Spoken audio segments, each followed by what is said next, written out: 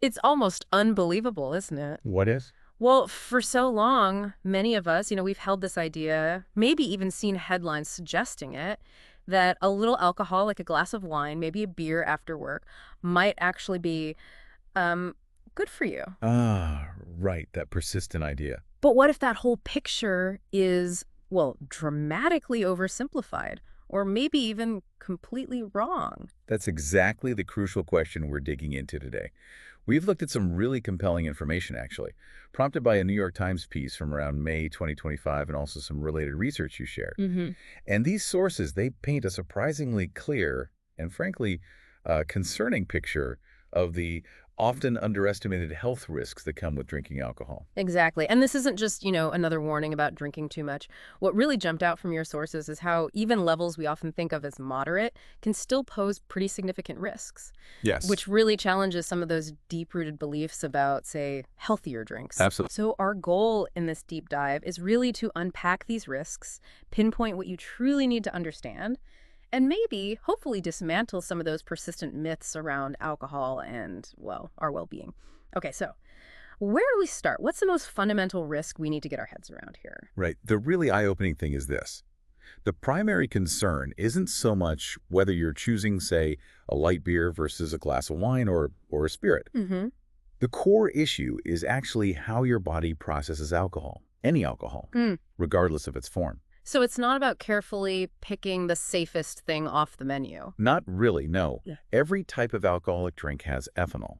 And when your body breaks that down, it gets converted into this compound called acetaldehyde. Acetaldehyde. And what's really striking and concerning is that acetaldehyde is, well, it's a highly toxic substance. Toxic. How toxic? Like, what kind of damage are we talking about? This genotoxic. Genotoxic. Yeah, it means it damages your DNA. So think of your DNA as this incredibly complex instruction manual for all your cells. Mm. Acetaldehyde basically introduces errors, like typos, into that manual. Yeah. Now, your body tries really hard to repair this damage. It's got mechanisms. Sure. But sometimes those repairs aren't perfect. And these imperfections, these mutations, they can lead to cells growing and multiplying when they shouldn't, uncontrollably.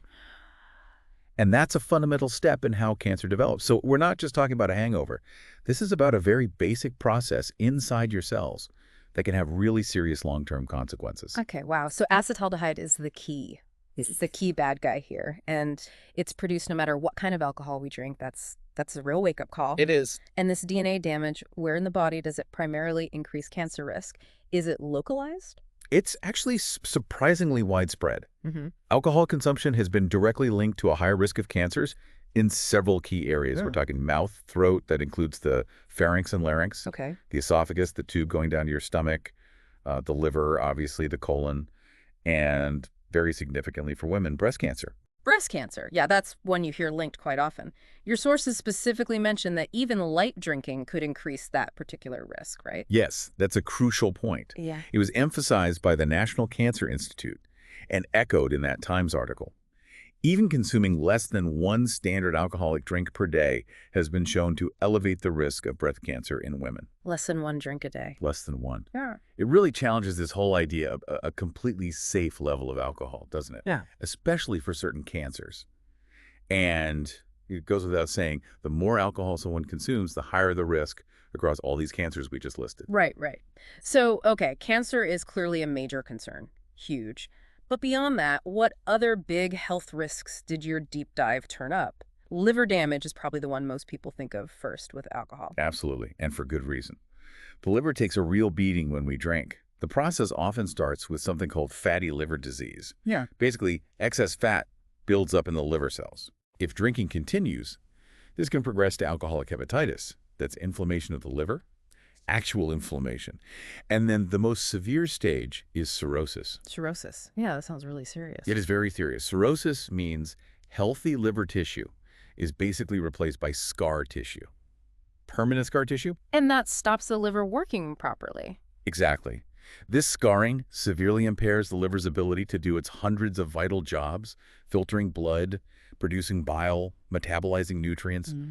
It has huge negative effects throughout the body. And importantly, you don't have to be drinking heavily for decades for this to be an issue. Even occasional heavy drinking like binge drinking can cause acute liver inflammation, a sudden hit. Wow, so it's not just a slow burn from chronic use. Those big nights out can cause immediate damage, too. They can, yes. Acute inflammation. Okay. Now, what about the heart? Because there's been so much talk, especially around red wine, about potential benefits for cardiovascular health. What did the sources say there? Ah, yes, the heart. This is where things get really interesting, and where some long-held beliefs probably need dismantling. Okay. It's true that some studies, particularly older ones, pointed to maybe minor short-term benefits from moderate alcohol use, like a very slight increase in HDL, the so-called good cholesterol. Okay, so maybe a tiny bit of good news there. Or, Well, if you look at that one tiny finding in isolation, maybe. But here's the thing. When you look at the whole picture, the long-term health risks that come with regular or heavy drinking, those tiny potential upsides are just completely overwhelmed overwhelmed by what specifically? by the significant risks to the cardiovascular system. We're talking things like high blood pressure, which is a major risk factor for heart disease and stroke. Cardiomyopathy, that's a weakening of the heart muscle itself, making it less efficient. Right. And an increased risk of both stroke and ultimately heart failure. Wow. Okay, those are really serious. So what about that specific red wine idea, the resveratrol thing? The whole French paradox idea, the belief that red wine is somehow special because it has resveratrol, that's been popular for ages. Mm-hmm. But the current science is pretty clear. The amount of resveratrol you get in a normal glass of red wine is just far too low to offer any meaningful heart benefits. Really? Too low. Way too low. And even if there were some tiny potential benefit from it, it's completely canceled out, negated by all the other harmful effects of the alcohol itself. Yeah. So unfortunately, that red wine health halo, it really doesn't hold up under scrutiny. That's really crucial to clarify. So heart health is not a good reason to be drinking red wine. Definitely not. Okay. What about our brains? How does alcohol mess with our neurological health, our mental well-being? The brain is actually particularly vulnerable. With chronic long-term alcohol use, we can see actual physical changes in the brain's structure and how it functions. Physical changes. Yes. And this can lead to cognitive decline, problems with thinking, learning, reasoning, difficulties with memory, and over the long haul, an increased risk of developing dementia. That is a really sobering thought. Dementia risk. Wow.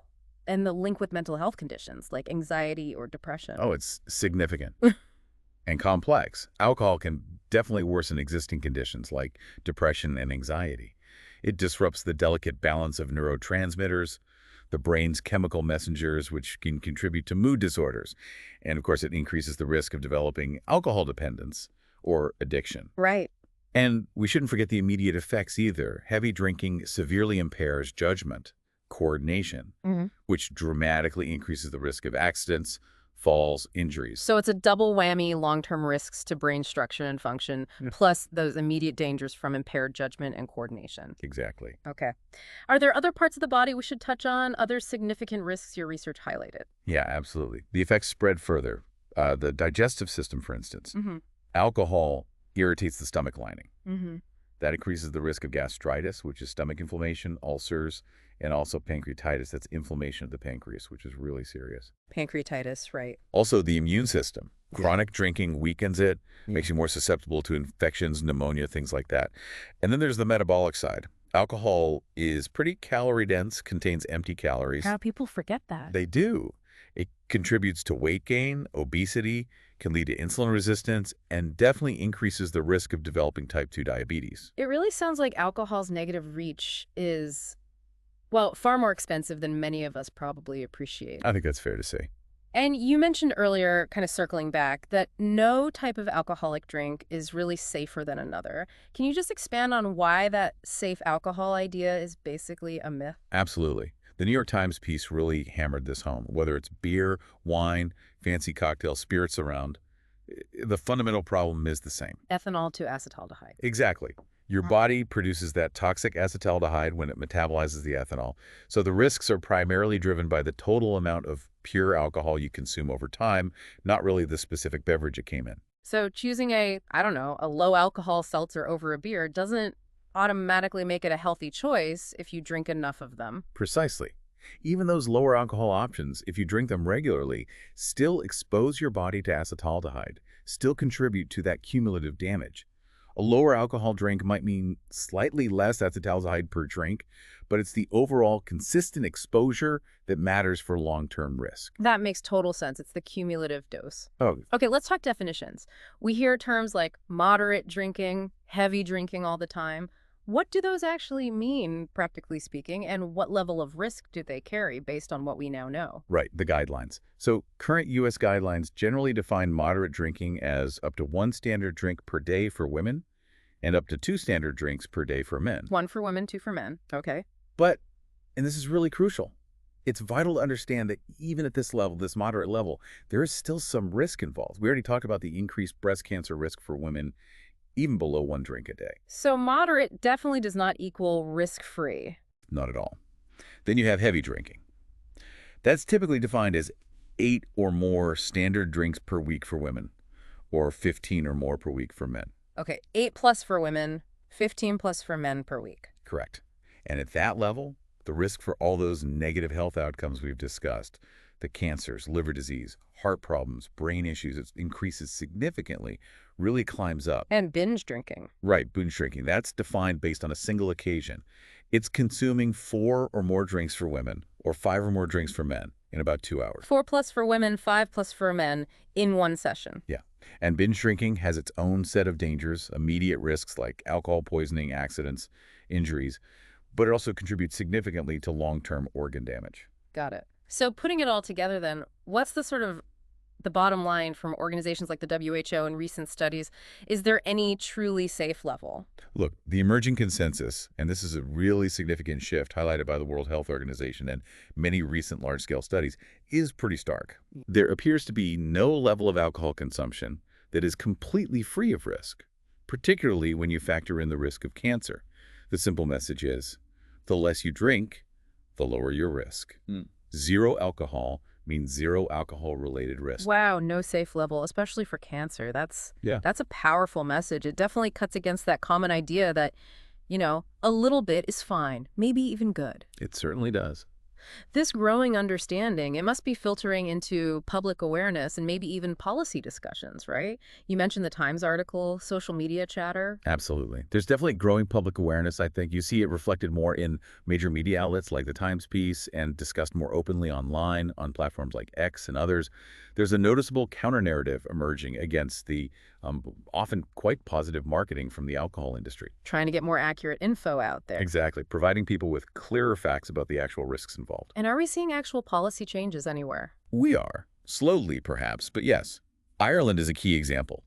They recently moved to put cancer warning labels directly on alcoholic beverages. Wow, like on cigarette packs. Similar idea, yes, highlighting that specific risk.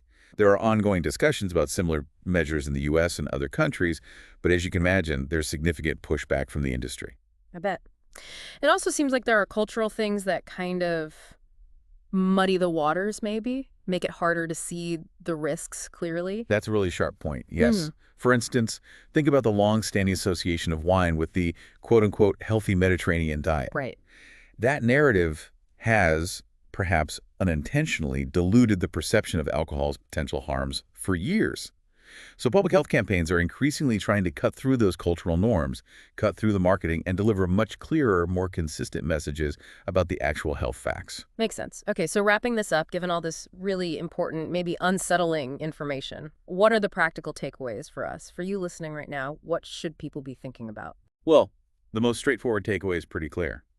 The most effective way to minimize these health risks is simply to drink less alcohol, or ideally, to abstain altogether. Reducing or stopping seems like the main advice. It is, if you do choose to drink, being really mindful of how much and how often is absolutely key.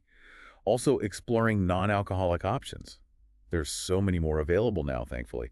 That can be a great strategy for social situations, lets you participate without the health risks. Good point. The non-alcoholic market has exploded. It really has. And for anyone who does drink regularly, having regular health checkups is just wise. Talk to your doctor, maybe monitor liver function. Definitely keep up with recommended cancer screenings based on your age and risk factors. Stay proactive about your health. Exactly. And maybe the biggest thing is just stay informed. Keep learning about the science as it evolves. And be critical, be skeptical of claims suggesting that any type or amount of alcohol is somehow healthy. Right. Question those easy answers. So to sort of bring it all together, this deep dive into the latest research, the reporting, it really strongly suggests that many of us need to seriously reevaluate our beliefs about alcohol. I think so. The risks, especially around cancer, liver health, cardiovascular issues, they seem much more significant, much more widespread than maybe we've been led to believe or wanted to believe. Yeah, the evidence is pretty overwhelming now. It really points towards needing a more cautious, a more informed approach to alcohol for everyone. And on that note, it really leaves us with a big question, doesn't it, given all this?